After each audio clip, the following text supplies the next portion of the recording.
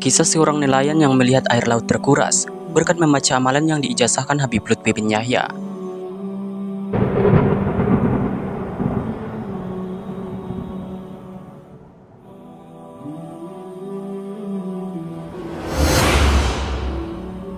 Dikisahkan ada salah satu santri bersama orang tuanya datang sowan kepada Habib Lutfi di rumah kediamannya yang berada di Pekalongan. Kedatangan si santri ini, yakni hendak meminta restu kepada Habib Lutfi, karena si santri ini hendak melanjutkan sekolah ke Hadramaut Yaman. Di saat berbincang-bincang dengan si santri dan orang tuanya, orang tua si santri ini berterus terang kepada Habib Lutfi bin Yahya bahwa ia adalah seorang nelayan dan kehidupan mereka hanya dalam kesederhanaan.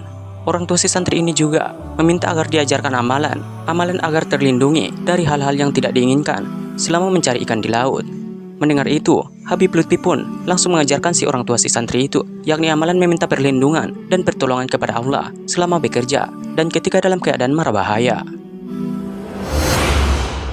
Nelayan itu pun senantiasa mengamalkan amalan yang diijazahkan Habib Lutfi itu kepadanya. Hingga pernah pada suatu ketika, kejadian naas pernah menimpanya.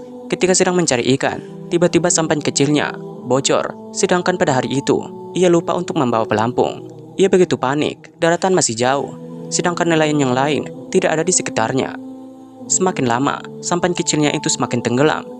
Dalam keadaan panik, nelayan itu terus membaca amalan yang diajarkan Habib Lutfi. Hingga suatu hal di luar nalar pun terjadi. Tiba-tiba nelayan ini berhalusinasi, melihat Habib Lutfi bin Yahya berada di tepian, mengurus air laut itu hingga kering. Setelah melihat air laut itu kering, secepatnya ia berlari menghampiri Habib Lutfi. Namun ternyata, sesampai di tepian, ia kembali tersadar. Ternyata, sama sekali tidak ada Habib Lutfi di sana. Air laut itu juga masih ada, tidak surut.